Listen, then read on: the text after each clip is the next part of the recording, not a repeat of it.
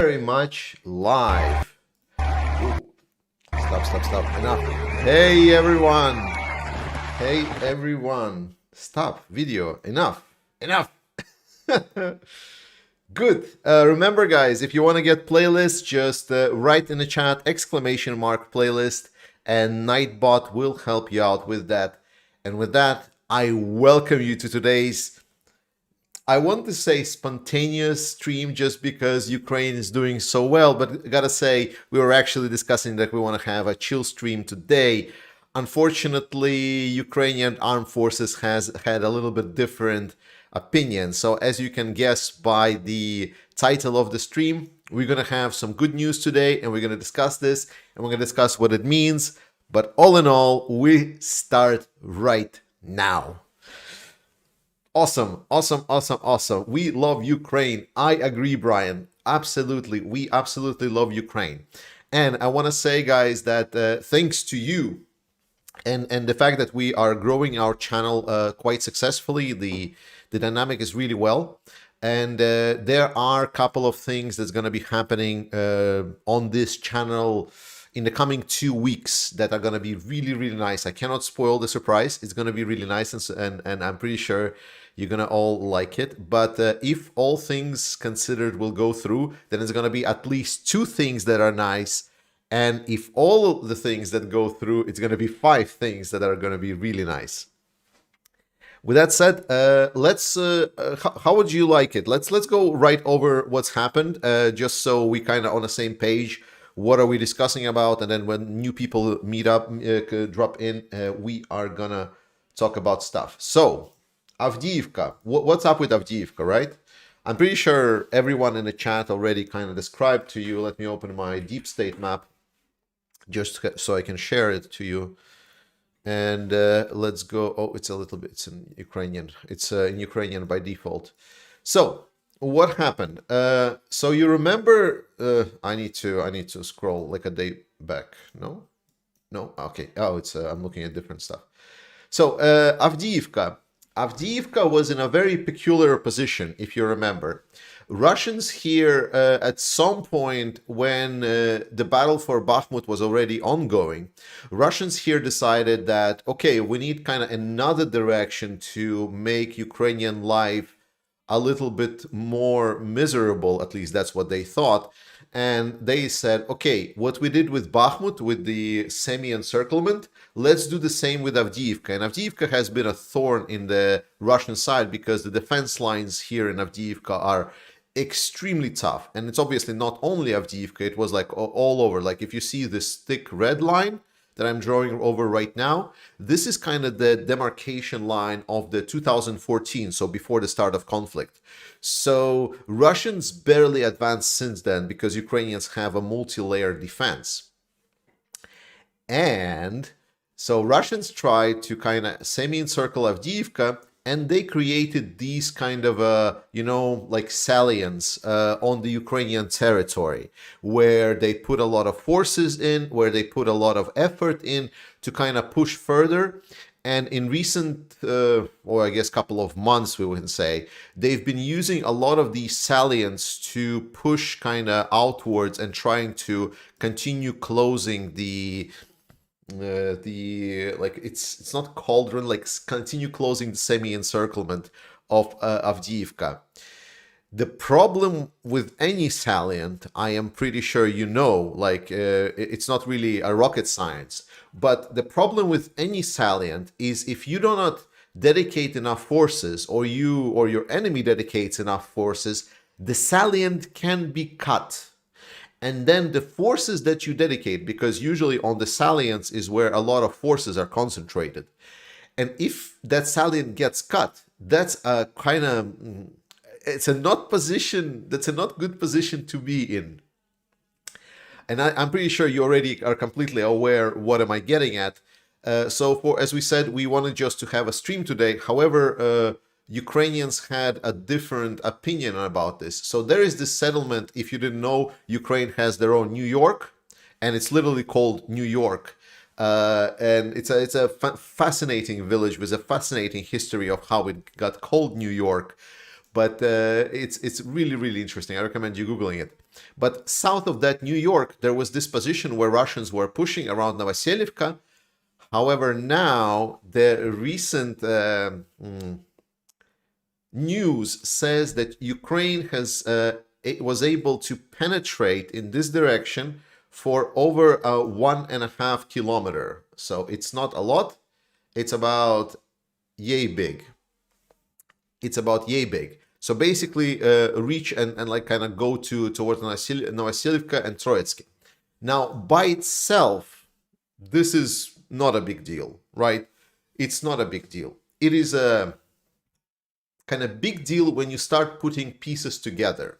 And the pieces together is that we have seen zero to none movement, one can say, on this front line for months. Like nothing happened at all. And then suddenly one day, and then Ukraine gets a 1.5 kilometers. Obviously, everyone is now advising and saying, wow, careful, careful, like let's not rush to conclusions. And I agree, we shouldn't rush to conclusions. But you see the problem that this causes. Now, all of these fancy, nice Russian mobilized forces that were, if you remember, recently fighting with each other, are now feeling a little bit of a pinch. Because if this salient will kind of go through, then this will put them in a very, not a very nice position. Let's put them honest. So this kind of where the problem for Russians starts accumulating. Because as we also heard, like this is the direction where Ukrainians have been pushing a couple of days prior. Remember, like we were kind of talking, and then suddenly, hop, I'm actually just going to use the deep state map to kind of scroll back a little bit. Where was it? Oh my God, was it that long? Or deep state didn't update by then? Yeah, so it was basically, there we go. So you see? So here, I know I'm showing little in meters, but the point is the effort. So if you look at this place, and you see that's like, hop, there has been some kind of changes. So there has been some kind of effort put in. And now if we put these 2 and 2 together, well, you tell me. That is what's happening. Basically, Russians are now considering their options. And the important part is that Ukraine was able to, in one day on the front line that was not moving almost at all, to penetrate over 1.5 kilometers deep. And I want to put you this in a perspective. If you didn't know, by the way, this channel, Dmitry from Word Translated on Twitter. If you have a Twitter, follow Dmitry. He is great. He's translating a lot of the stuff from the Russian sources and putting it in English. He's doing a lot of really good work. But the point is, here is, for example, Prigozhin. I'm gonna mute him and he's talking that on the 2nd of May, well, today, they were able to advance in Bakhmut to up to 160 meters. So Prigozhin here is really bragging, so he even recorded essentially a video and so on, that how good he is, that in one day they were able to advance 160 meters. That is the level of current kind of stalemate discussion that we're having. Oh God, he's still talking. Shut up. Stupid fucking Prigozhin. I mute him, he still talks. All right. There we go. So this is the setup, guys. And now we are free to speculate because this is hot news. This is only kind of came out. So we are free to speculate and talk. And again, this was supposed to be a chill stream, so I'm not gonna pretend that I had something prepared for today. So I'm talking out of my ass right away as it is. So Prigozhin, shut up. Yeah, exactly. Yeah. So Russians are having a bad time. An interesting fact from that direction not from that direction, but generally speaking, from that direction, Ukrainians can pretty much secure northern flank of Avdiivka. Are there current numbers on the size of the Wagner forces? There is not size on precisely the Wagner forces, but there has been said that right now there is 25,000 and a half, I believe, forces that are operating in Bakhmut right now. So 90% of those will probably be Wagner. So I would count for that. So like 20-ish thousand, like 20 something thousand is Wagner, which is pitiful compared to their best when they were like over 50, 60,000, and then they were also kind of refilling themselves with the prisoners and so on. So now getting down to nearly 20 or less. Yeah.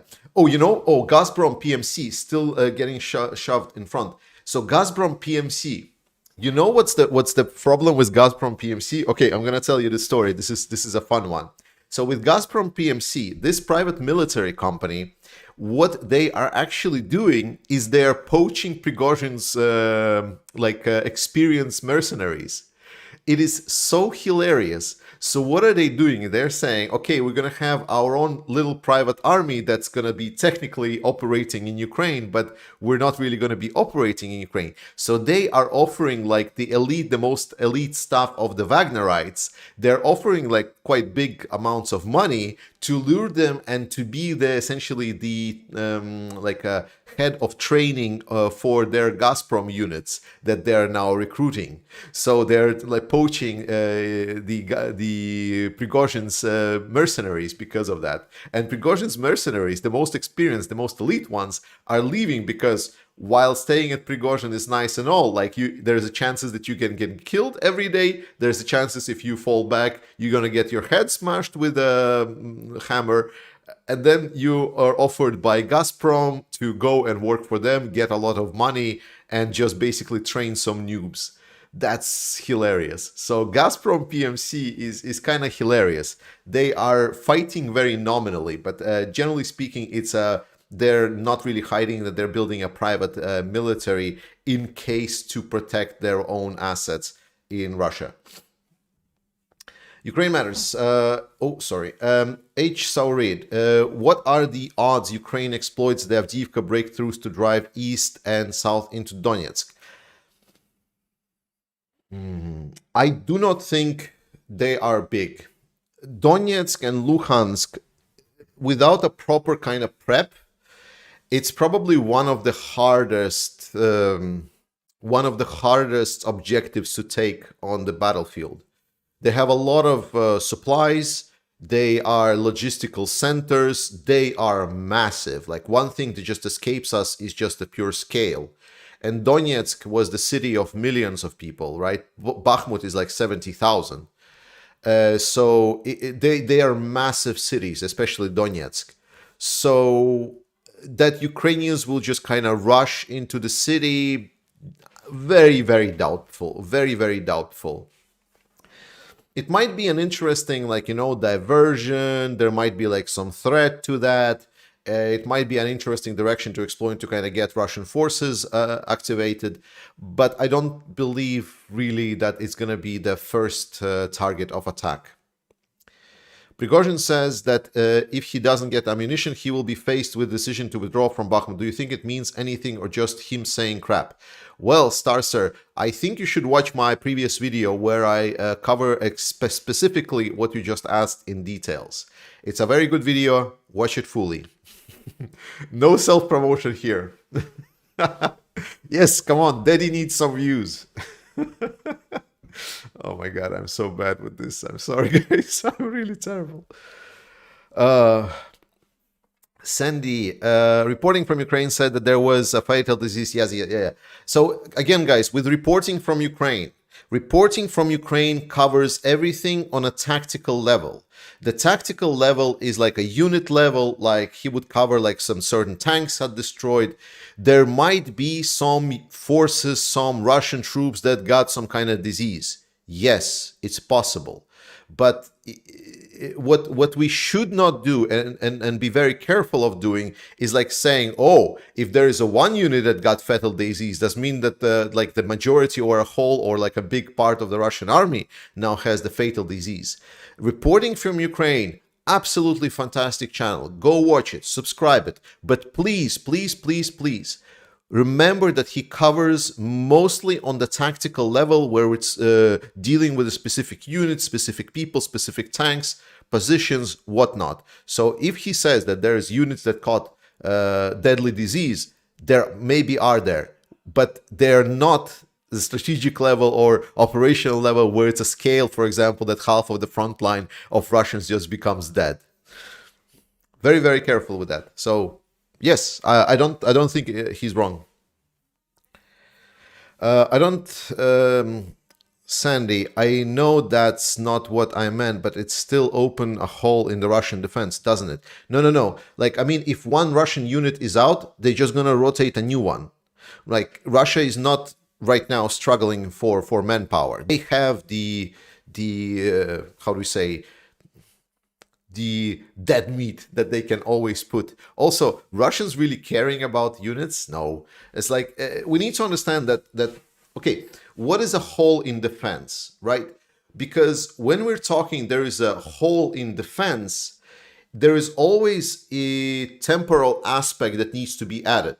Hole in defense for how long, right? Because, for example, in a good attacking position, at least is a theory that I've learned over the last years, if you make a hole in the enemy defense, that's when you need to exploit that opening. That's when you need to essentially start breaking through their opening. If there is a hole in defense, yet Ukrainian side is not ready to attack and is not attacking, is there even a hole in defense, right? It's like, if it's not exploited, then that weakness that hole created does not really matter that much, does it?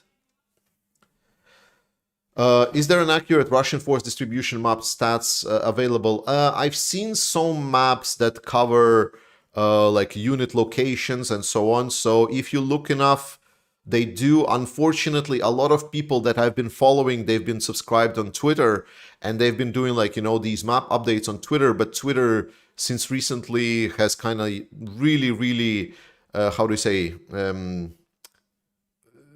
the posts that people were doing about updates on Ukraine just got deleted, and people stopped caring and stopped updating. And a lot of really good analysts that I was following on Twitter are now gone from there. So a lot of those, for example, maps that I was focusing on the unit movements were specifically on Twitter. So Stephanie Wilson, is Anthrax anymore moving in will also get hit by it? The only way to deal with the matter is the flamethrower and pour fuel over it. Sure. Are there any updates on Putin's colon cancer? Again, a lot of hoax. I don't like guys, Putin has been said that he has every disease available to the humankind. So let's not be doctors, and let's I mean, it's fun to speculate, but don't talk about it like it's something serious. When he finally dies, then we can discuss post-mortem what he had. Does Ukraine has an answer against the Russian JDAMs? You mean the gliding bombs of Russians? I mean, they can be intercepted. I'm not sure I understand the question. It's an air target. It's an additional threat, yes, but it's not a game-changing weapon. It's just an additional problem for Ukraine. It can be intercepted by the anti-air systems. If there is an operating anti-air systems, they can intercept these JDAMs, so-called.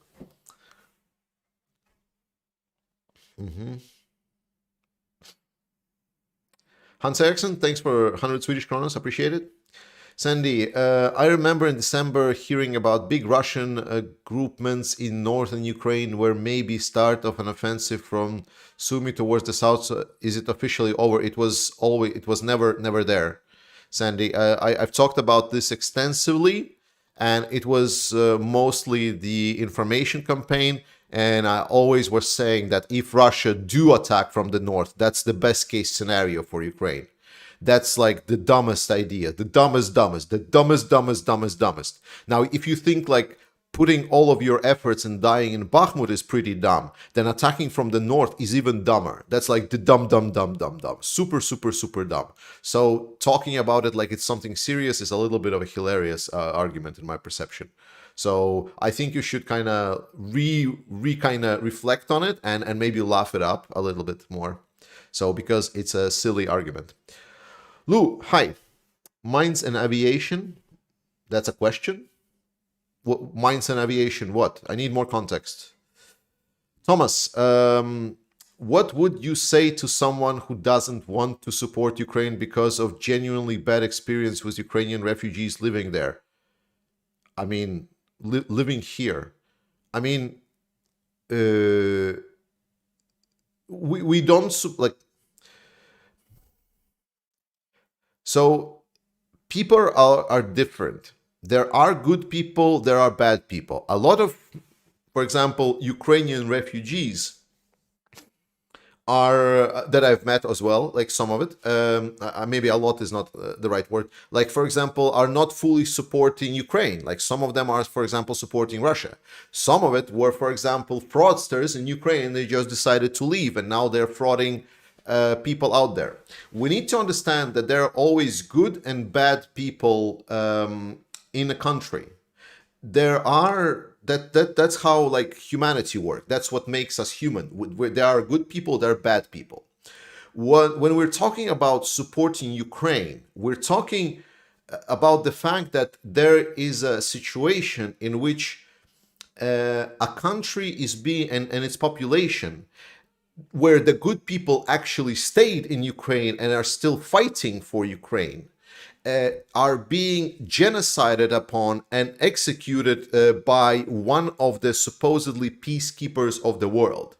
So the question to that is, if your personal experience was potentially not the best person that escaped the country because the good people stayed there and fought, so you are saying that it's okay then to allow the execution and support genocide of people out there that you never met because of your personal feelings?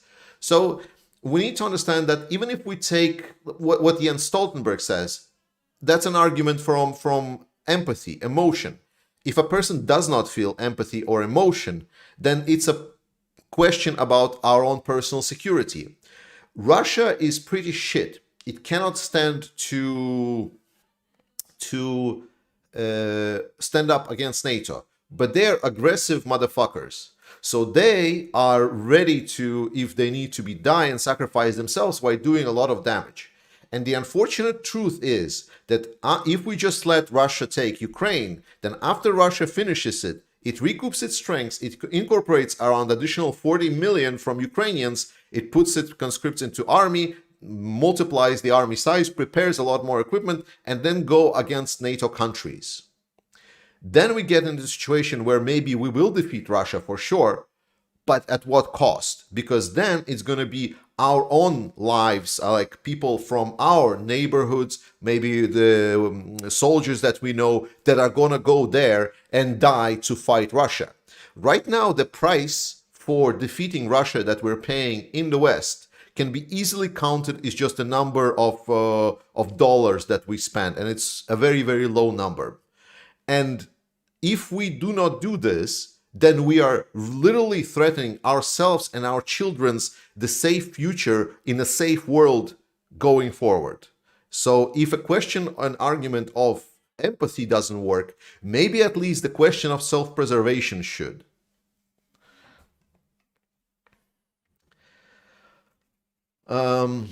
Okay, there we go.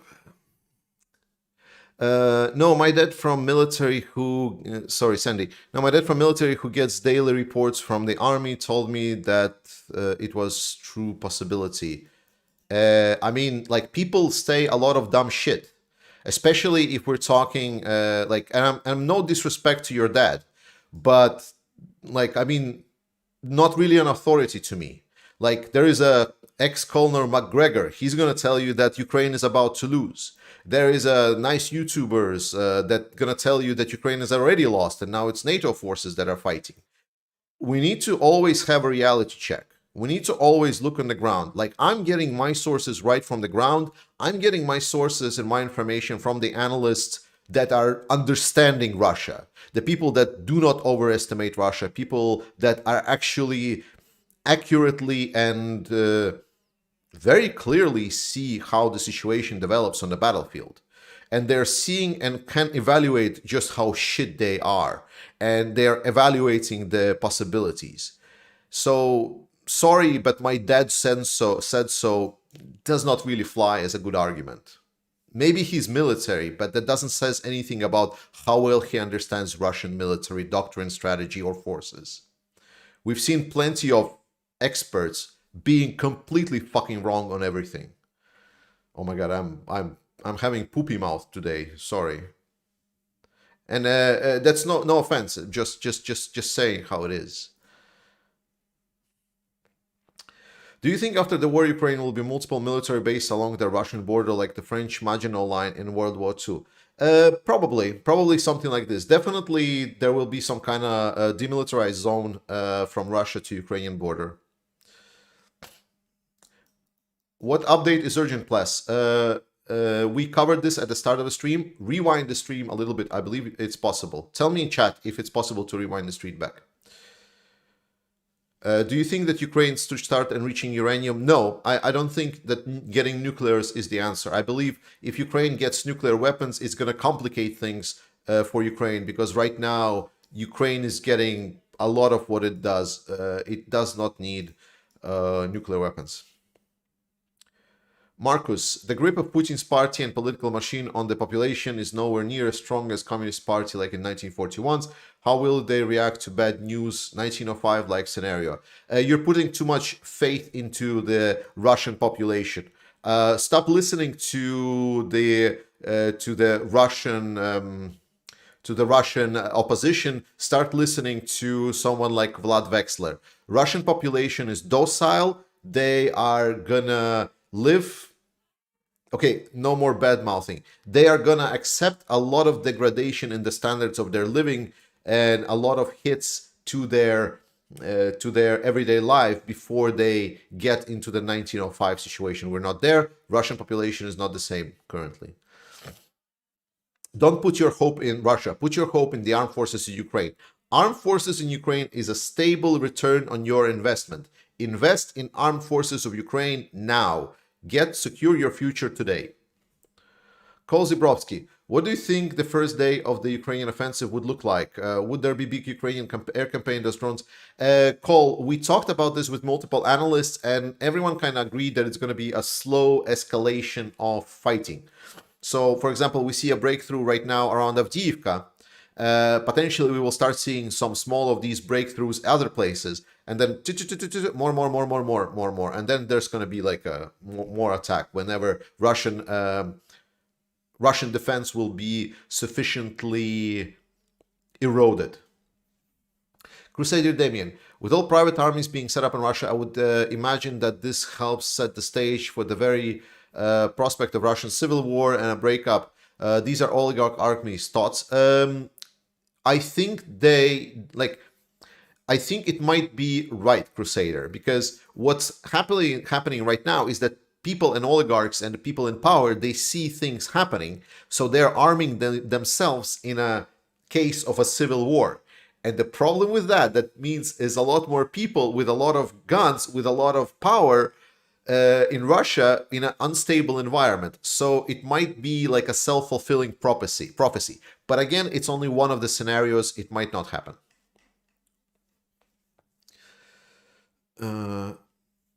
Jonas, some people get too caught up in Russia versus Ukraine countries when they should be worried about totalitarianism versus freedom. Yes, Golden. Yes. Jonas understands everything. Be like Jonas. Understand that we're literally fighting for the future of democracy here.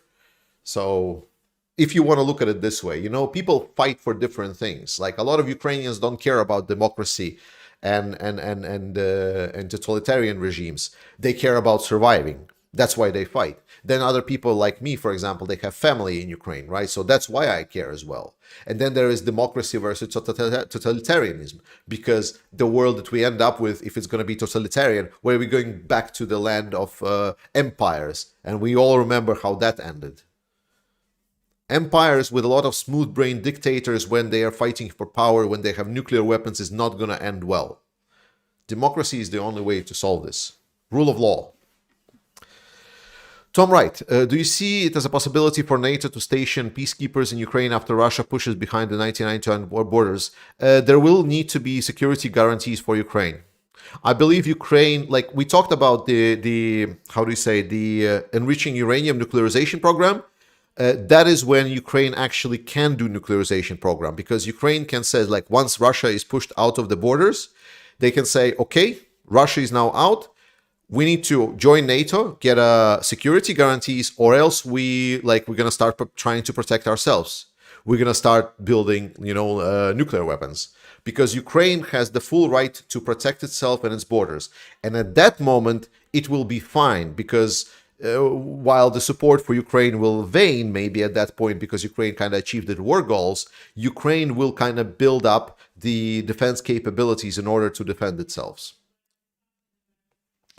I've heard that Russia is going to use nuclear weapons. Bullshit. AF Kaplan, yes, you can scroll back stream. I've done this on other channels. Thanks. Yes, just scroll back stream and watch it.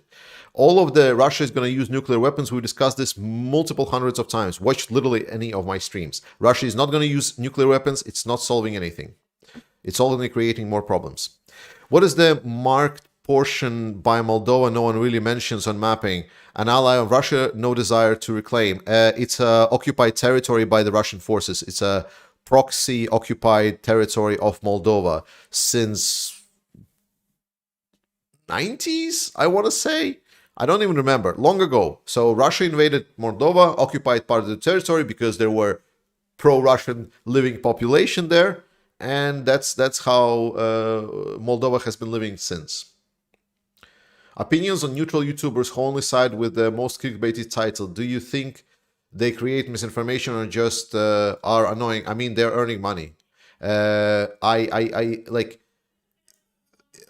two questions here. Like, clickbaity titles on YouTube, sorry, but that's just reality. Like, it's a scenario. Like, I know YouTubers that get popular without clickbaity titles, but clickbaity titles, the unfortunate truth is they work. Like, every time I do like a neutral kind of, for example, thumbnail, it's nice, it's pretty good. I do a little bit like edgy clickbaity one, and then like the views just skyrocket, and I don't know why.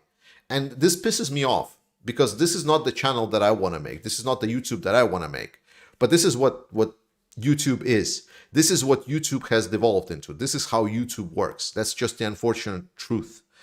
With regards to neutral YouTubers, there is no neutrality in this position. If a person saying that he's neutral, he's bullshitting you.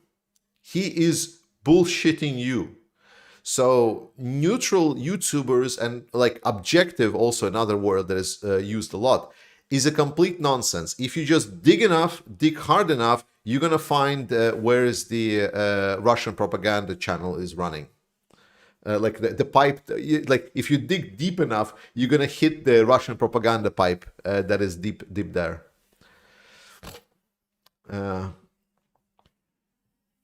Would you prefer NGC? Would you prefer a dead Putin or captured one? Captured. I believe if Putin is trialed, it will be more beneficial for humanity than if he is executed. F. Kaplan, absolutely, Jotli. Putin has been laying the groundwork for this several years. Yes. Hyper, what is the possibility that Ukraine starts its offensive by crossing the Dnieper and capturing Energodar? Very, very low, extremely low. Dnieper, like crossing the river, is one of the hardest, if not the hardest maneuver that an army can execute, even in peaceful times. So in a wartime, that is an incredibly difficult maneuver. And then Dnipro is huge. We look at the maps, and people really don't get the scale of Ukraine until they visit Ukraine. So like every time people visit Ukraine, they start talking about Dnipro, and then crossing Dnipro, and people are like, you what, mate? Because the river is massive. It's huge. It's enormous in size. Like it's not that it's so easy to cross. Level 70. Have you heard that some Russian troops were being quarantined due to possible exposure to anthrax? Yes, reporting from Ukraine covered it. And again, it's a possibility. Things happen on the front line. There was like reports on the use of chemical weapons. There were reports of Russians supposedly pushing dildos inside their assholes. Things happen on the front lines, and some things that happen on the front lines better stay in the front lines. With the case of anthrax, it's a possibility, but like, let's not pretend that it's going to be some kind of a big deal breaker for Russians not to be there. They are sending in deadly ill troops to the front lines anyway. Another good channel is a Russian dude. He's Russian. I cannot recommend it. That's sorry. If you like it, good. But yeah, until the war is over, I'm gonna have troubles looking in the eyes to any Russian. That's true. Derek, do you have a read on how the Turkish election will go with the implication win-loss for Erdogan? Again, not really my field. I don't know, but I've checked the polls. I've checked the kind of so on. Everything is going to depend how corrupted Turkey is. So will Erdogan be able to hide, buy votes, or do anything else? I don't know. Like if like, because I don't know how deep the democracy within Turkey has eroded. I haven't been there. I don't really have a lot of connections there. I don't know what to say. But if it would be a democratic elections and what the polls show, then Erdogan is pretty much losing very hard. Obi-Wan, after Ukraine wins, do you think they will accept NATO? They will be accepted in NATO? Yes, I hope so. And but we know that there are NATO countries that really hate Ukraine, such as Hungary, so they have veto power in NATO. And have one of the largest and well-trained army next to Poland and Turkey. Hope so Russia think twice in the future. Oh, absolutely. I mean, Ukraine, if Ukraine doesn't get into NATO, then Ukraine is going to have, firstly, they will be forced to even more increase their military spending and make their army even bigger. And secondly, I'm expecting they're going to start developing nuclear weapons. Wendy, thanks for $3. Really appreciate it.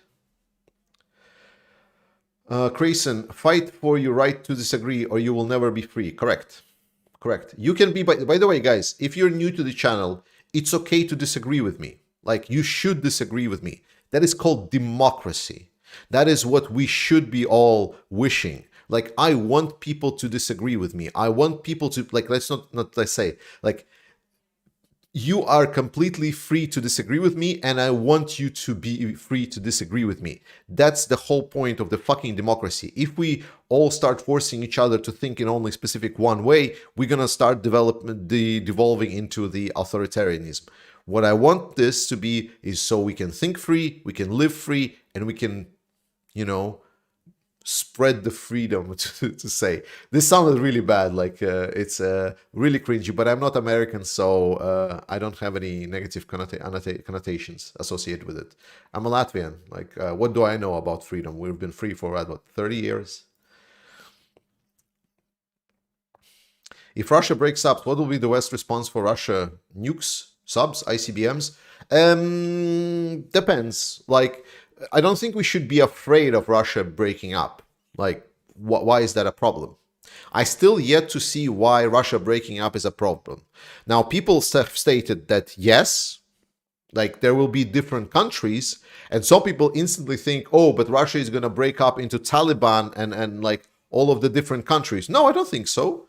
Like, Russians, they're docile, they're weird, they might fight each other, but they're not really, how do you say, like, they don't want to nuke everything. So I believe if there will be like when the Soviet came in, the other powers came in, they support some young countries, as China, US help prevent wars, help secure the nuclear silos. I don't believe that there will be anything bad. So I don't think we should be afraid of Russia breaking up. As far as I'm aware, Johan, as far as I'm aware, CV90s have not been delivered to Ukraine. H. Saurit, thanks so much for $7. Really appreciate it. Flash73, when I need entertainment, I go to Enforcer or Laserpig for news. Ukraine Matters is much better. Oh my god, Laserpig and Enforcers are really nice channels. Enforcer, I mean, like, check those out if you can. It's completely fine if you don't like them to go to other channels. There are options for different people.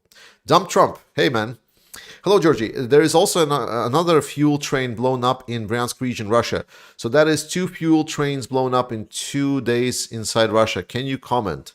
Wait, you mean another in Bryansk in the same region? Because there was a train like a day ago or something. Is like another train? Like, can you comment if it was another train? Because I've heard only about one train in Bryansk. Biker Dad. Hey man, by the way. Putin sits at a 100-foot table. I don't think he's using nukes. Yeah, for sure. Yes, I mean, Biker Dad gets it. Yes, exactly. Yeah. A person that sits a 100-meter table from his nearest allies just to be safe from something is not going to use nukes.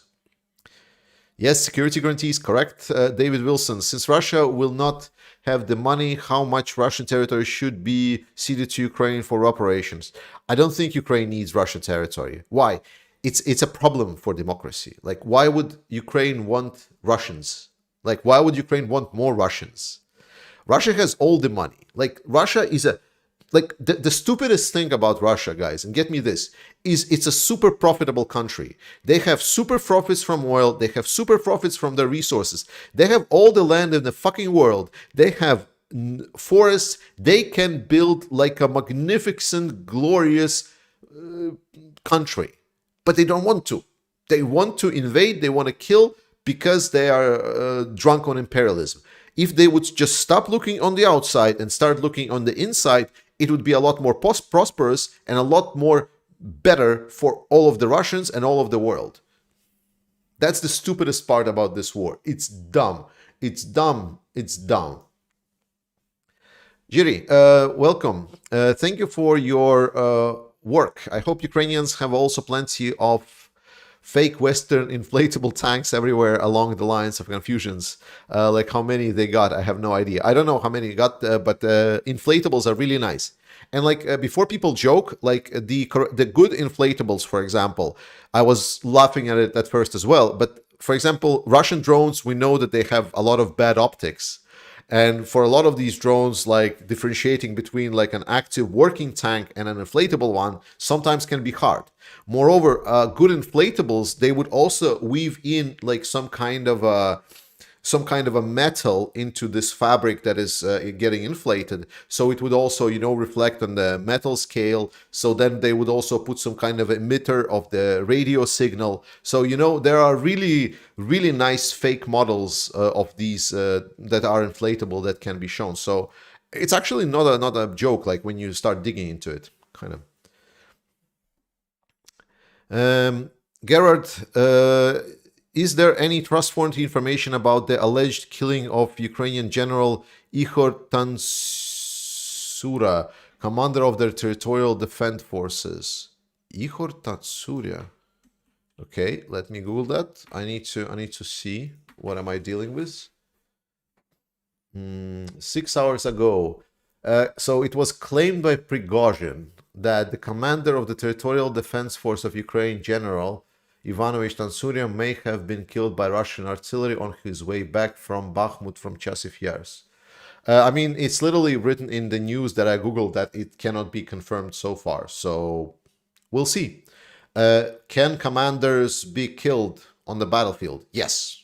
That's like when people go onto the front lines, they can be killed. So potentially, yes, but I cannot confirm it. Son of a seacock. Georgie, did you see that South Africa told Putin not to travel? Yes, I've seen it. It's like, so we're not going to arrest you, Putin, because we don't really follow international court of justice. But can you please not come?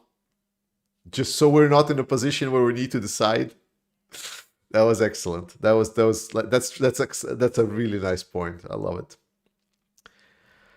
Jim Darby, do you think Crimean Bridge will be destroyed before any counteroffensive on Crimea? Depends. If Russian army runs during the current offensive, and Ukrainians just kind of just stroll in to like break through to Crimea, then potentially there will be no need. But if it's going to be a longer slog, yeah, for sure.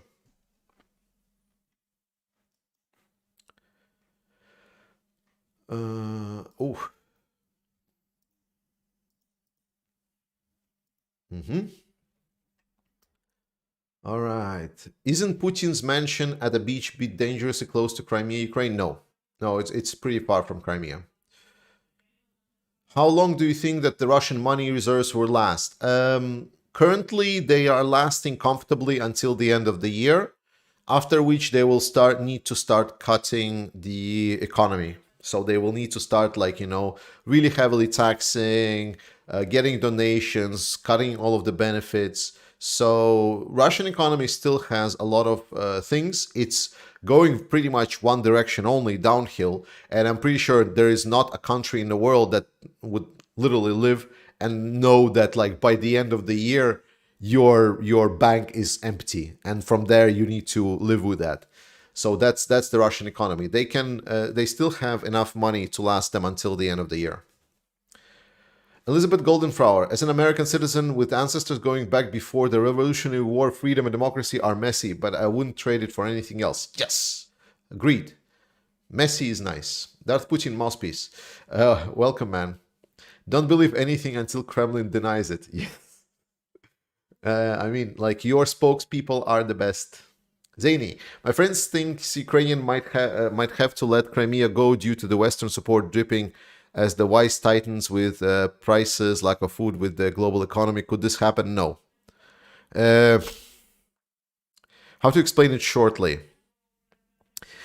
This is what this argument comes from Western exceptionalism, because this argument goes, we give Ukraine weapons, therefore they fight. So it's an exceptionalism of the West. So we're thinking that it is because we are so kind to Ukraine and we're actually letting them fight, so they're fighting Russia. It's actually from there also stems the arguments about the fact that only our supply of weapons is what prolonging this war. So it's like, if you take this argument further. So it's a Western exceptionalist argument. The actual argument is completely opposite. Ukrainians fight and we are barely supporting them. So that's why, like, when you put it this way, then any kind of like, oh, like, will Ukraine let go of Crimea? It's not for us to decide. It's not us who is fighting. It's not who is the driving seat. We need to get rid of our Western exceptionalism if we are to understand this war, Russia, or anything at all. Susanna, thanks so much for 10 membership. I really appreciate it. By the way, guys, we are already streaming quite a long of time. We are 3,500 viewers. Holy shit. What the hell? What the hell, guys? Welcome. Welcome. Welcome. My question is, if there is 3,500 people watching me right now, why is there only 1,500 likes? What the fuck? What the fuck? Do your job. Support Ukraine. Like this channel. But seriously, guys, welcome. I really appreciate you dropping in. If you don't know what's happening in Avdiivka, scroll back at the start of the stream. We cover it right from the get-go, and then you can ask questions, and I'm going to answer as much of them as I can. Really appreciate you coming by.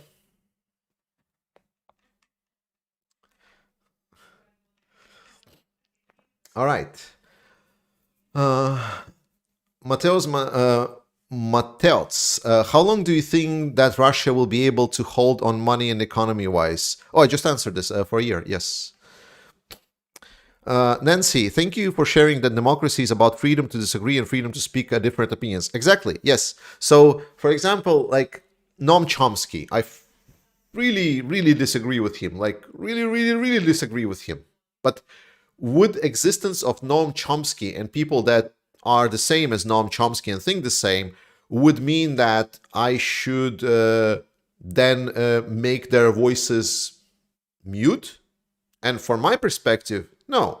However, there is a upper limit, like because a lot of what Noam Chomsky is suggesting is very borderline, kind of like when he starts denying democracy as a concept. And at that moment, I'm going to say, nope, democracy and that matters. So if you're going to be intolerant, not on my watch. Hyper, do you think that Russians will try to make back push in Bakhmut for May 9th? Yes. This is what expected. We've seen a couple of the last days where there was reports that Russians were not attacking as intensively, and pretty much all on the Ukrainian side and everything are agreeing that they're just gathering up for kind of big push in this middle ground, like maybe say by the 4th, 5th, 6th of May, to kind of really try to hammer it home and kind of close the official book on Bakhmut. And that's kind of be the victory on the victory day for Putin. Okay, Grizzly. George, do you think US and China are okay with Russia collapsing? Mm, no, I don't think so. I don't think so. I don't. I think that's the biggest problem that we're seeing in the West. I believe and this is like, again, I don't have any proofs for that, but I really believe that both US and China are feeling that it's easier for them to control weak Russia but still whole, rather than trying to deal with mess and unpredictability that will occur beyond that. That's just how any kind of big organizations, big kind of governments operate. They always find it easier to work with essentially single partners. Like they don't like to work with 10 small ones. Mark Colonel, keep up the good work, Georgie. Compliments from the LSA. Yay, Liverstream Army. Welcome, welcome. Together against imperial dictatorship. Fuck yeah. Yeah. Level 70. Why do Western analysts always underestimate Ukraine's military? How they are saying they don't think the upcoming counteroffensive will be successful pisses me off. I don't, like, I've read a lot of Western analysts. Not a lot, like, there is a lot more nuance that goes into their understanding of the war. But you are very right. They're extremely underestimating Ukraine, and they're extremely overestimating Russia. However, just today I watched, like, for example, I told you, like, I'm watching my analysts that were actually right on this, and they understand Russia and they understand Ukraine. They're able to predict. And there was actually a discussion about the criticism of a lot of these Western analysts. Like, the best example was it Michael Clark, I believe, the analyst that I was saying. So and he was basically discussing that Ukraine is not ready. And the criticism to that was that my criticism to Michael Clark, I think he's way too by the book, and he doesn't really understand fully the situation and like what the troops are on the ground. That's my understanding. But the argument that the person that I was listening to made, the expert, he said that it is impossible to be ready for any army at any moment, because there is nothing that can define readiness. Like, there is never army ready. Like, for example, if you have a brigade of troops, if they are training for 3 weeks, is this enough, or should they train for 6 months? Now they have trained for 6 months. Are they skilled enough now to be trained for are they skilled enough, or they can be trained for more time? So the argument is that in military sense, it's not my words, I'm just trying to essentially regurgitate to you, is that in the military sense, you can never have enough. You can never have enough ammunition. You can never have enough training. You can never have enough force. You can never have enough. There are, on the other hand, estimations for what kind of operation you want to make. And then you can hope to have enough resources compared to what's going to happen on the battlefield.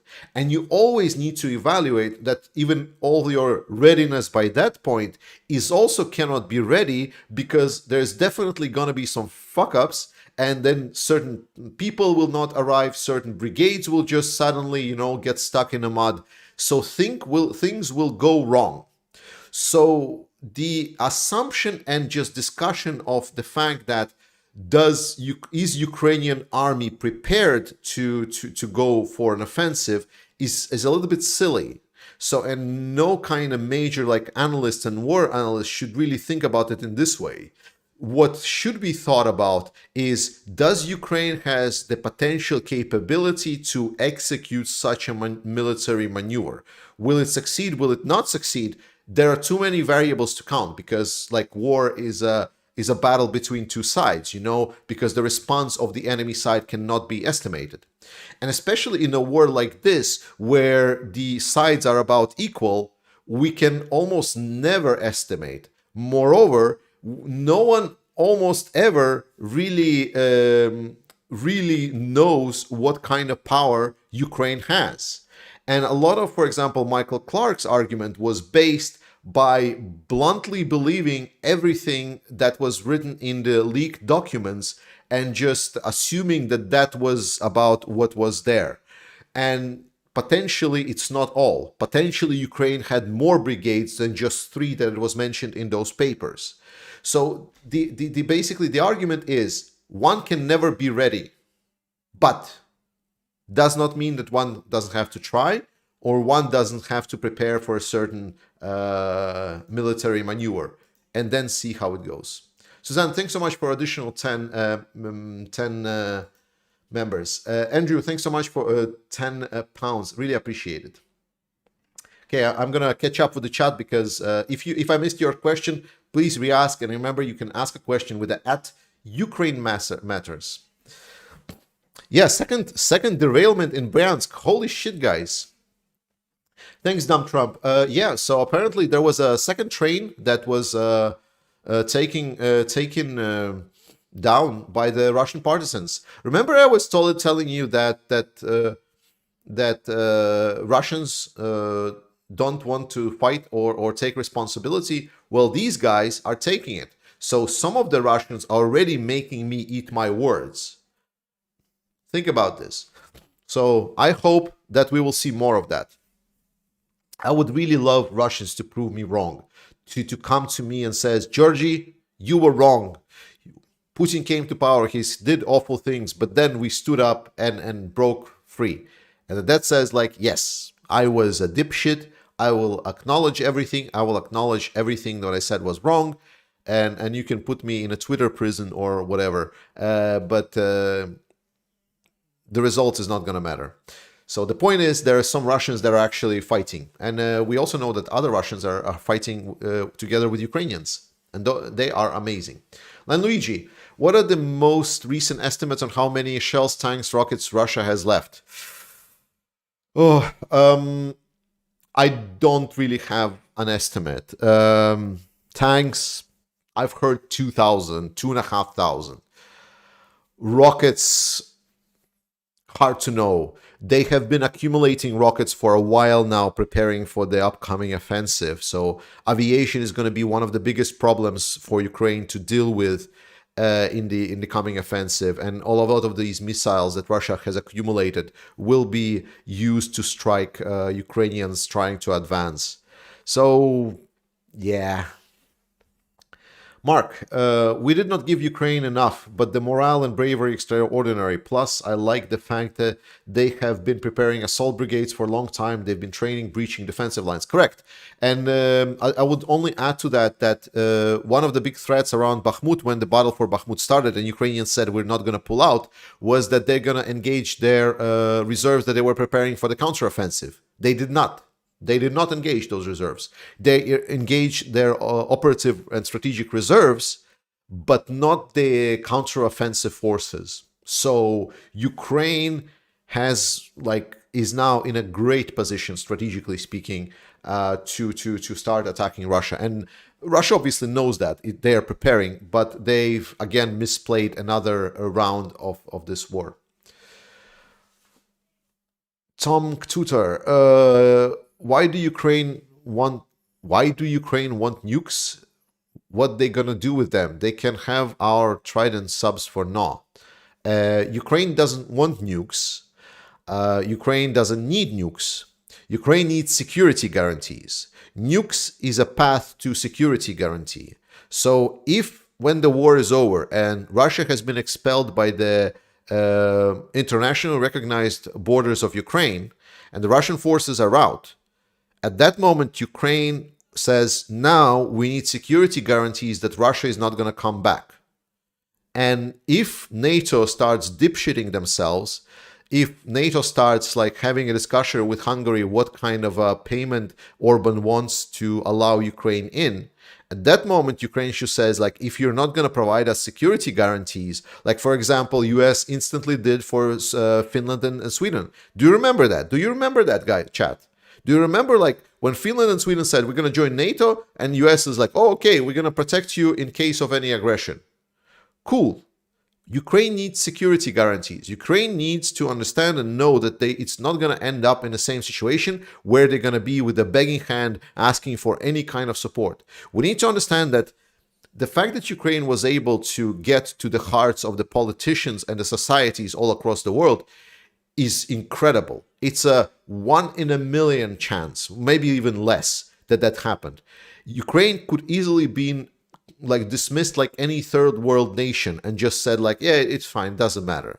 But it wasn't, because Ukraine was able to convey the message, because Zelensky is such a good communicator. Now, if, for example, Ukraine will not have Zelensky next time, what then? If the communicator by then is very shit, what then? Ukraine must and should do everything so this situation never repeats itself. And nukes is a potential option for that. But I don't think it's a good option. Carson, I don't think it, in my opinion, it doesn't matter where, how much land Ukraine gets back. They are trying to exist. Putler's world will crash. That's what I am waiting for. I mean, Ukraine is already existing. Like, don't get me wrong, right? Because right now, Ukraine is fighting to win. They are already not losing this war, right? So this war is not going to be lost by Ukraine. Ukraine is never going to get taken by Russia. Never, never. Ukraine was, is, and will be free. Russia will never take Ukraine. Right now, we are just about getting to the total victory and defeat of for Ukraine, and a defeat for the totalitarian, authoritarian regimes all across the world that think that they can just alternate and do whatever the fuck they want if they think they're strong enough. And that message needs to be delivered to all of the autocrats via Putin's demise. And that's why I think that capturing him and getting him under the prosecutor's office would be the best option. Thanks for so much for 2 francs. Thanks for everything. Your videos are great. Appreciate it. Christoph, if the armed forces of Ukraine break through Avdiivka to the north, how many Russians, man, and material will be in a trap? I'll need to reflect on that, because like I literally found it out basically minutes before the stream. But it's significant force. Like if we compare that it was something similar to Bakhmut, it could easily be like, I don't know, 2,000-3,000 people easily, maybe more. And I'm like taking number from the top of my head. Don't quote me on that. Tom Wright, is there any news about possible future Russian mobilization waves? Yes, now that they have digitalized the conscription process. Yeah. What Russians want to do now is they essentially want to do a lot of really forceful marketing. So they want to get asses in the seats talking to the receptions office, where they're going to be pushed all of the propaganda saying that they should join the military now, plus all the newly conscripted people from like 18 years old before they even kind of finish their army service for like 1 year mandatory. They are now going to be able to sign the contract with the Russian military. And more than that, now all of these people will have every week, like not every week, like every day, like an hour or something, where they're going to be must watch like Russian propaganda news channel about Ukrainian Nazis and so on. So like like proper like brainwashing. So this is how they want to solve, because Putin tried mobilization. It worked-ish, but the quality of the troops that came on the other end was really bad. And Russian society cared about this too much. However, with the contractors, the people that signed the contract, the kind of the mental block for a lot of Russians is like, oh, but they wanted this, despite that it's a very dubious position. Savage Junkie, Crimea seems to be almost impossible to take by force. Can Ukraine just destroy all bridges and let them starve until they surrender? Yes, but also you're wrong, my friend. You are completely wrong. Crimea only on paper looks like impenetrable fortress. I was listening to this argument before, saying like, "Wow, Crimea is so difficult to penetrate, man. Like there's like a narrow entry. There's only like two entry points, and so on." And all of this is unfortunately is complete nonsense, because one thing, it's the best description about what I say. It's like what's like in theoretical world and what's in a practical world. Because in theoretical world, Crimea is like a fortress that is impenetrable because there's only few entries and so on. However, when you look at the history of Crimea, every single time Crimea got sieged in history, it was taken. Period. So Crimea does not have a single record, and it was like taken many times by many different forces during many different ages. In all of those ages, it was always Crimea that was falling. It was never that it held or forces held or whatnot. So there are always things to adjust in the new world, like for example Crimean Bridge, but all in all, Crimea never stood a chance. So I would only say that I agree that on paper it seems difficult, but on paper Ukraine already would have been gone by now against Russian, because Russian army was what, 6 times larger than Ukrainian? But that's on paper. And in practice, Crimea has been taken every single one time throughout history.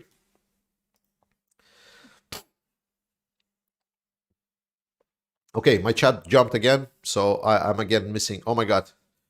Whoa, that's a lot of questions. I mean, like 3,600 is a lot faster than I usually answer. And I'm taking my time to answer. By the way, how long have we been streaming already? Over 1 hour. Wow, nice. Travis Erickson, Crimea will be a bigger version of Kherson. Yes. I'm going to try to answer shorter. Ekhya, does Putin by now understand how shitty his army is? Yes, I'm pretty sure he does. Or is he still living his dream world of lies? I don't think so anymore. But, and like, I don't want to tell too much because it's a long monologue and I'm preparing a big video exactly on this topic. So look out for a video that will be coming hopefully soon on this channel. Tosunabe, Ukraine getting all the Russian territory around Azov Sea and extending its borders to Georgia, cutting Russia access. Yeah, no, I think it's a dream. I don't think it's necessary. That territory doesn't belong to Ukraine. That territory belongs to the people of Caucasus. Obi-Wan, do you think NATO send or can send tier 1 units to wreck Russia's shit up in keep it secret? Nah, I don't think NATO will get involved. David, thanks so much for $2. Really appreciate it. It's the first super chat, David. Thanks so much. Really nice. Peter, not Peter. That's a nice nickname.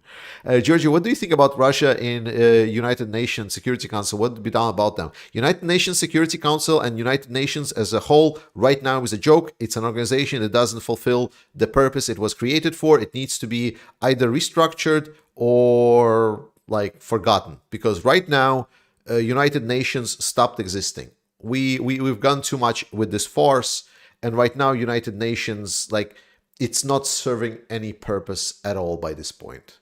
There is nothing that is done at United Nations that cannot be done elsewhere. So it's a dead organization. It needs basically whole rebuilding from the ground up.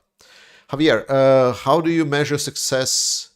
How do you measure success of the upcoming counteroffensive? Is it territorial gains? Is it degrading the enemy forces? Other. I made a video recently about talking specifically about that, Javier. I'm not sure which one it was, but I'm pretty sure some people is going to link you to the chat because they watched every single video that I made, because I have so much thoughts about that. But I talked about this specifically, and generally speaking, territory is a good indicator of success, but not necessarily. I would say that if Ukraine can cut in half the grouping in the south, that would be a success. If Ukrainian counteroffensive will be in the south. Thomas, thanks so much for 14 kroners. Really appreciate it. If Ukraine does not lose Bakhmut by the May 9th, do you think Putin will carry on his threat to fire Shoigu? Maybe. To be honest, don't care. Like, none of this matters. Like, whoever is in charge, whoever's ass is in the seat of the defense minister does not matter. It's all games inside Putin's court. It's not gonna matter for Ukraine. And what happens in Russia is literally not my problem. Thanks for your knowledge on Ukraine. You're welcome. Thanks so much for $10. Oh, wow. Thank you so much for your work, Georgie. Yes, Ukraine matters. Ukraine matters. Guys, something on this channel, like I always tell, and like we have a lot of people here, so thank you so much for joining. But is that like what I'm doing here, like I'm going to be doing until the end of the war, and I'm going to be pushing for it. It's because, not because like I want to earn money or whatnot. It doesn't matter. Like I'm still not sure what I'm going to do with the channel once the war is over. But none of this matters. Like none of it matters. What matters is Ukraine on so many levels. Like Ukraine is a country that has a lot of problems. Yes. Ukraine has a lot of shitty people. Like for example, today we discussed that there was people that escaped as refugees and now people are having bad experiences because there's a clash of culture. Yes. Ukraine has their fair share of institutional problems. Yes. But it all does not matter in this scenario that we're having right now. Everything, every single problem, every single issue we can solve, and we can pick at each other, we can discuss it as democracies and free nations in between each other do. That's how it should be done. What Russia is right now doing is denying people's right to live and freedom.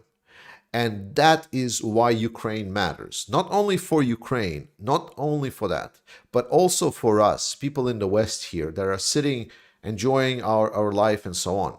There are threats that I'm also today made it like that Russia will go further. But even if we don't talk about further, then this proper finishing of this current campaign for Ukraine with Ukrainian victory is what's going to secure the peaceful and stable world for decades to come. It might create another big peace in Europe further on. And we all know that when Europe is in peace, that's good. That's good news. Javier, how do you measure success? Okay, I already read this. Leave Spring Army respects Ukraine matters. Thank you so much, guys. I really love Leave Spring Army. Thank you so much. Amari Fatty, appreciate it.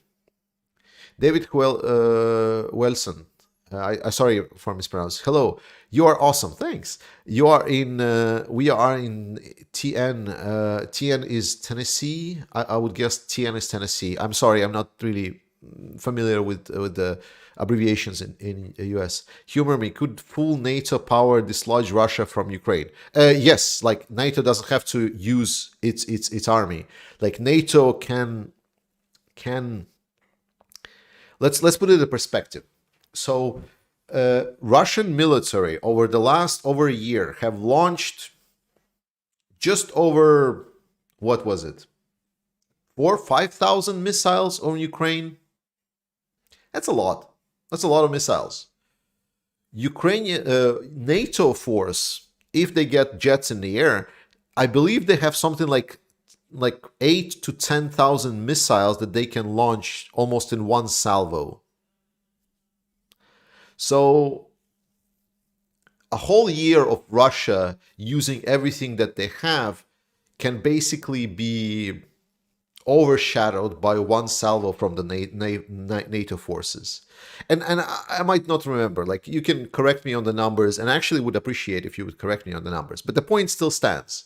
It was the fact that Russia in 1 year used something that Western powers are able to do within, like, I don't know, one day night. That is the scale of difference between Russia and NATO. Everything else that we've heard about Russian power is schlock. It's garbage. It's what we've been fed to each other, and as a broken phone, we'll be making boogeymen bigger and bigger and bigger and bigger. Russia is a backwards, technologically deprived, archaic, barbaric, and completely devolved from reality politically, society, and governance structure. Russians forgot what it means to be civilized. They need to, that doesn't mean that we need to teach them and civilize them. Like, that's not what I'm saying. What I'm saying is that they need a lot of reflection about their own history, their own world, and their own place in the world. Until Russian society does that, and maybe we can help but not enforce it on them. Until that happens, until Russian society will understand the errors and problems that they have caused, Russia as a state is a joke, just with a lot of nukes. And that's the only thing that doesn't make this joke funny. Thank you for what you do. You're the best. Thanks so much, Wayne. Thanks for 25 bucks. Appreciate it. Mark, thanks so much for 30 Canadian bucks. Georgie, does Crimea always fall because once you control the land access and carriage bridge, smoke cigarettes again, you can make it non-sustainable. So Ukrainian just needs to control the access. And not always. Sometimes it was literally just forces entering Crimea. Whenever there was an attack, not starvation, it was forces that went past the first barrier of Crimea. After that, like, it completely collapses every single time. So the forces penetrate the first line, the first, like, this initial the narrow entry point, and that's it. After that, Crimea just completely collapses. Like, it's been happening in history every single time. Just look it up. Thanks so much for your insights, Wuba. Thanks so much. Appreciate it. Thanks so much for 10 bucks. QR, thanks for 10 Czech krona. Appreciate it. Hi, Georgie. Here is some pocket money for your next trip to Brno. I am sending more money to Ukraine. Thank you so much. Thanks, QR. I hope to come back to Brno at some point. But to be honest, I really want to go also to Moravia. Like, I really like Brno and so on. I really want to go to, like, the southern part, towards Austria, towards where the wine is. Wait, isn't Brno also in Moravia technically? Isn't it the capital of Moravia? Oh, I'm sorry, I'm butchering Czech geography, but I know that, like, where Brno is, like, from the south of Brno, it's like a lot more lush lands with a lot more wine. So, forgive me that. Sub-Hero, hey, welcome. I'm an Airbnb host and I'm getting lots of Ukrainians as guests. They run when the war started. What is the mentality towards those that run Ukraine, not just the war, but also mobilization in Ukraine? They ran when the war started. What is the mentality towards those that run Ukraine, not just the war, but also mobilization? Well, I mean, people that run mobilization in Ukraine are criminals, because it is not allowed right now, because in Ukraine there is martial law right now that prohibits men of the conscription age to leave the country. I believe there are some special regulations at certain points where certain categories can be allowed, but it's literally like only a few. I believe those are like artists that are going on a charity tour or something like this. So men living in Ukraine are, well, literally conducting crime. So they're criminals. They're traitors to their country as well. Beyond that, the mentality, I mean, like, mentality towards those that are from Ukraine. I kind of misread the question. Like, I don't know how to answer about mentality. But if we're talking about women and children that run from Ukraine, well, that's hard to kind of, that's just the consequences of pretty much any war. Like, women and children throughout history have been like on the safer end of the battlefield. It's just a historical fact, and that doesn't say anything about the fact that women cannot fight. There are like about 25% of Ukrainian military is women, so there's plenty of women that are fighting. What I'm saying is that both because of the law and because of the other refugees that fleeing, its majority is just women with children, which is actually not pretty because... But I cannot answer about mentality. I cannot understand the question. Fipsy, love your channel. Has Ukraine set a time frame for how long the counteroffensive should or will last in order to meet their offensive goals? Yes. Generally speaking, like in a military sense, any analyst that I'm saying is like, when you put time frames on military activities, it's a stupid idea. Like, don't put don't put like don't play stupid games, so don't win stupid prizes. Let's put it this way. Warlov, thanks so much for 20 euros. Would love to see a question though. And it's your first super chat. Appreciate it. QR, by the way, I used to live in Mikulov, 50 kilometers south of Brno on Austrian border. Wonderful times. Oh, that's so nice. Gregory Penny, congratulations on emerging as being the leader of the pack. Leader of the pack? What? Leader of the pack? What is leader of the pack? Okay, guys, I'm misunderstanding the expression, or is it slang? Can you explain it to me, chat? I'm not being dumb. English is not my native, and I cannot understand a lot of idioms. Also, when you watch my videos, I speak really bad English sometimes. Sometimes I just have too many words in my head, and then I talk like an idiot. So I in advance, I ask for forgiveness for that. I cannot do anything about it. I try to be better. I try it, but it takes time. Derek, do you think there will be a backlash inside Russia? No, well, you're again putting hope inside of the Russian population. I do not expect anything from the Russian population.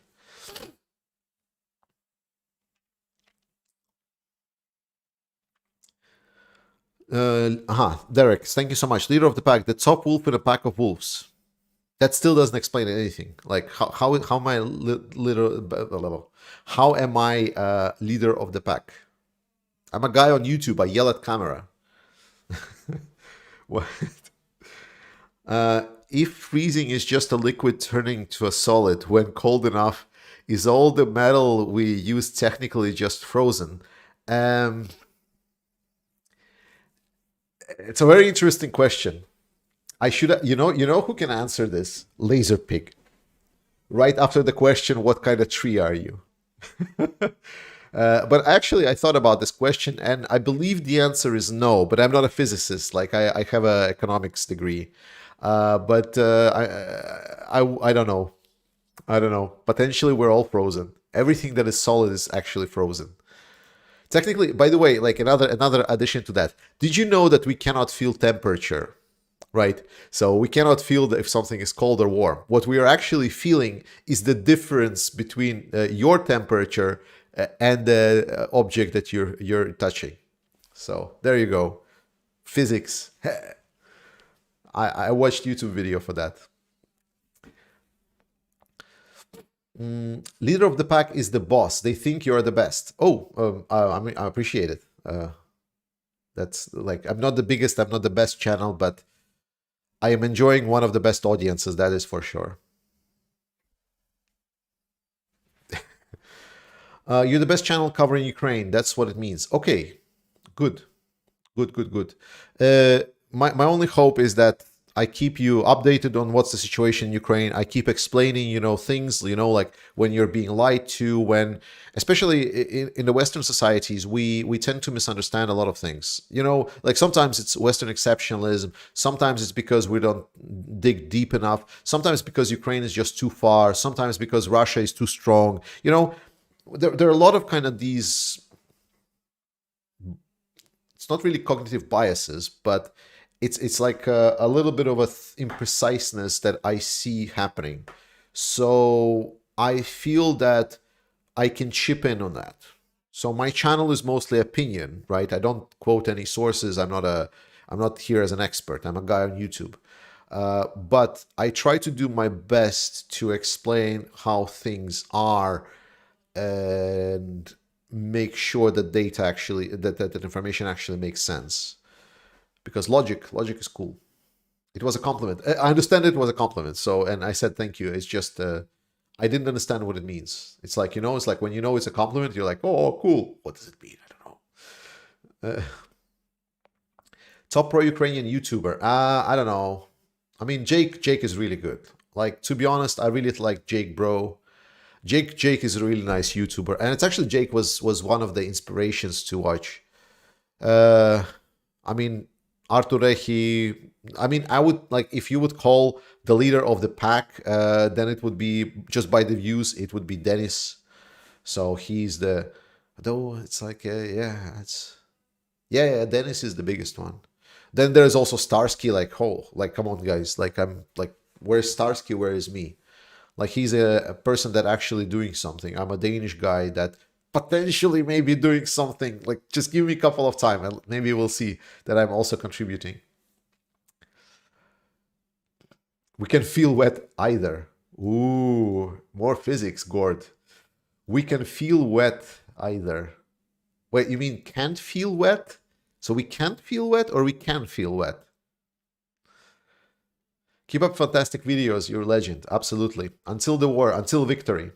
Until victory.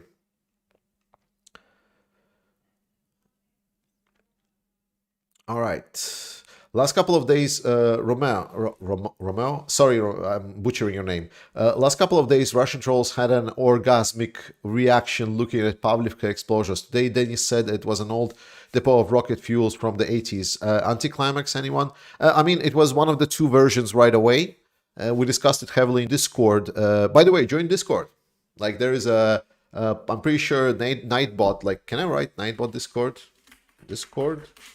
So hopefully Nightbot will give a link to Discord. Join Discord. Sometimes like we discuss some of the things there, like because I don't always have the time to chip in. YouTube community page where I make posts, like I just make it historically. Sorry. I just make it historically, but it actually sucks because the functionality of it is pretty bad. So I just sometimes communicate in Discord and you can talk with other people. And then you can find out the story of two very hungry Russians going into a restaurant and what it actually means. You pronounced it okay. Yeah, thanks. Oh, it's nice when I'm pronouncing something from the first try. Thanks. Gregory Pennick. Starsky included Ukrainian culture, which makes him unique. Yeah, for sure. Unfortunately, I don't share Ukrainian culture. I'm not even sure if I share any connection like to Ukraine by blood. I think some. I think like some of my old ancestors like were from somewhere that area. Actually, Donbass. I think it was around the area of Donbass. Yelmar, Nancy Schiller for me.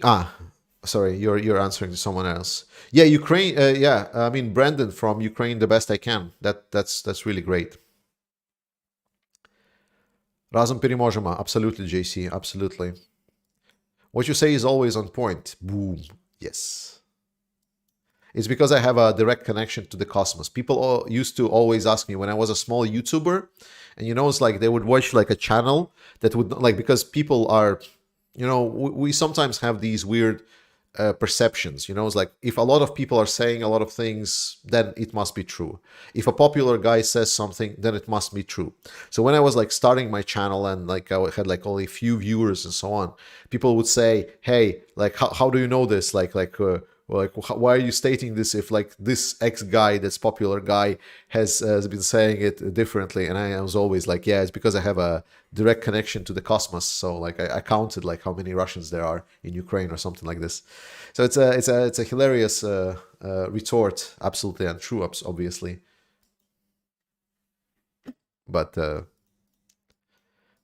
it's because I want to keep this channel, how do you say, fact free. If I can say so. So this channel is mostly my opinion. So whatever I'm saying is my opinion. So when I'm talking about explosions in Pavlivka, it's my opinion that Pavlivka exploded. Subhero. Ukraine Matters, obviously the best channel, but if anyone likes an honest overview analytics of Ukraine news, I can remember ATP Geopolitics. Members of both of these great channels. ATP Geopolitics. Have I seen it? Have I seen it? ATP, let me Google this. ATP Geopolitics. Ukraine war update. Yeah. So, so he's doing some kind of a Ukraine update. Okay, cool. Tripling philosopher. Okay. Yeah. Yeah. I know why I didn't add it. It's because like I'm not sure if he supports Ukraine or he's just covering Ukraine. Yeah. I remember this. I remember I never got to look at his content, but I remember. Have you considered Ben Hodges as a guest? Yes, I've kind of considered. Potentially, I will reach out, but I cannot promise anything so far. So we put a kind of pin in it. I'm not the best interviewer. You know, it's like I find it easy to talk to a camera because I don't need to interact with people. But when I'm talking with a person that has actual credentials and I'm like guy sitting on my chair in Denmark, it feels kind of weird. Like I feels like maybe I can do something. Javier, after a successful counteroffensive, which faction will thrive inside Asha? Hard to know. Mostly because they are all gearing up for the potential turmoil. He definitely supports Ukraine. Okay, he supports Ukraine. Good to know. Then I'm gonna add it to my channel. I'll check out his content. Thanks. Good to see your computer is up and running. Do you want me to show you how a microphone works? By the way.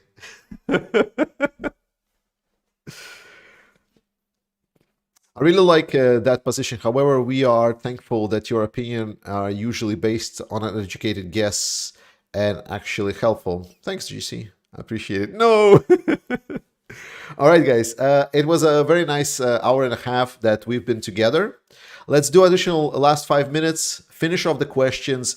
We are now 3,300 people, which is incredible amount. Like I think this is a record for me that we completely broken today. So absolutely incredible stream. Good to know. Remember, if you didn't find the answer about what was the urgent about the stream, go to the beginning of stream where we actually cover this topic, and it's real. So all good.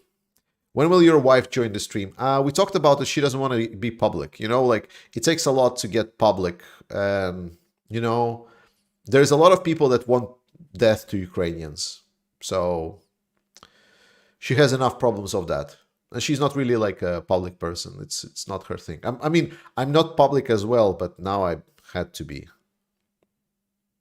Have you seen Destiny debate on Ukraine? Which one? Destiny have debated Ukraine multiple times. Dennis Ken Kira, Denis Davidov, okay, that he sent his wife and child away, but even if he did, okay, that's I think you're talking with someone else. Okay, never mind. God Simpson, thank you, Georgie. Slava Ukraini. Slava Ukraini, my friend. Slava Ukraini. When is the next live stream? So I was thinking to make a live streams. So real talk, channel talk. So I was actually in a little bit of a pickle.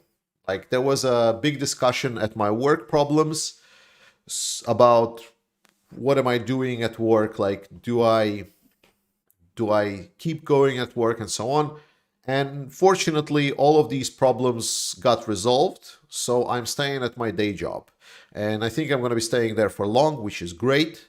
So I can still count on the same thing going forward. But one of the things was like I was starting considering if I would lose my job, I would like to do more YouTube. I would like to dedicate more and maybe during the day when I have the time, for example, work with some kind of charity organizations because there are some nice charity organizations here in Denmark that support Ukraine. And I was thinking I can go help because I still have some savings and now YouTube can support me. But that didn't happen. But I was still thinking about what would I do if I would want to do more content. And I had a really good couple of ideas. One idea is something we discussed with Mercado Media already. And potentially now that he's been released from YouTube prison, we're going to have either a weekly or bi-weekly program together. Hopefully, we still need to agree on that. But beyond that, I want to have essentially, if we would do something like this, it would be on Saturday. So Saturday stream, then I would do, for example, another weekly or bi-weekly stream during the week like we did today, and my still continuing schedule of 3 videos per week. So 3 videos per week plus 2 streams. Dennis ran, I am not sure about that. Like, as far as I'm aware, maybe, but I'm not sure. Like he was explaining it in some video, at least when I asked about this, because I didn't know about this. When I asked about this, people said to me that he gave some kind of explanation, but I never saw the video, so I cannot assess whether or not he had some how do you say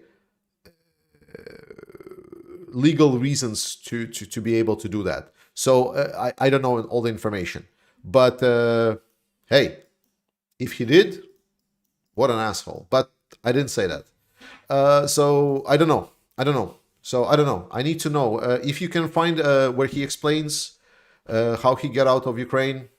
Tell me about it.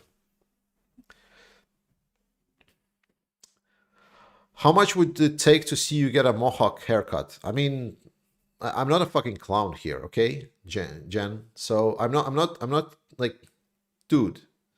Like, enjoy the stream. Like, if you just make a clown show out of this, like, what is it, like kindergarten? Derek, is YouTube properly compensating you? I ask because I know lots of channels have troubles. No, no, it's not. About half of my videos are getting essentially, well, they almost don't get any money. Like, basically, it's always like there is one video that goes well, like, and then it compensates correctly. Then I get like, like 100 or 200 bucks for a video, and then the next video will be like $3. So about half of the content that I'm putting out is not being compensated at all for me. I've tried asking different analytics. I've tried reaching out to all of the YouTube. So no, I'm having a lot of troubles with the monetization. So all the people that think that I'm earning some kind of big bucks here are unfortunately wrong. So that's why it's kind of like...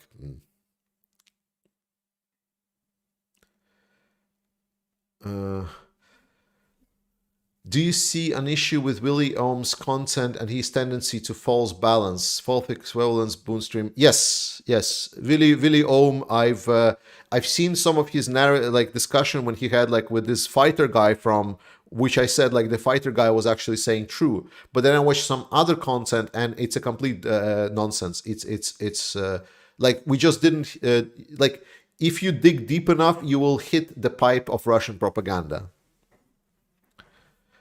Isus, Dennis reported for service, was turned down. He got permission to leave as he was unfit for service. Oh, there we go. So there is the explanation. So there was a legal reason for him, though. Yeah, I don't know. So there we go. Though I'm a little bit surprised. I haven't heard anyone else saying that story, but I don't know. I don't know the details. But if it's true, sure. Why not? I mean, Dennis, like, don't get me wrong, Dennis is a great guy. He's a supporter of Ukraine. He's doing a lot of work to promote Ukraine in the world, and he's a lot bigger channel than me. So you should watch, you should subscribe to Dennis, you should watch him daily. He's putting a lot of work in his videos. But yeah, I don't know. I don't want to try to comment on the things that I don't know and claim things that I do.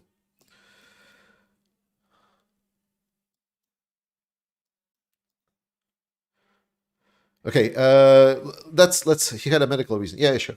Okay, never mind. It doesn't matter, guys. It's all drama. Like, we're here not for the drama. We're here for Ukraine. We're here not to make clowns of ourselves by suggesting me getting like some kind of mohawk or maybe dancing on a table. Put my nose red or some shit like that. We're here to make sure that Ukraine wins in this war. I'm here to give you proper information. I'm a nice and friendly guy, at least I hope to be. Otherwise, thanks so much for watching, guys. Slava Ukraini. I love you all, and I'll see you guys next time.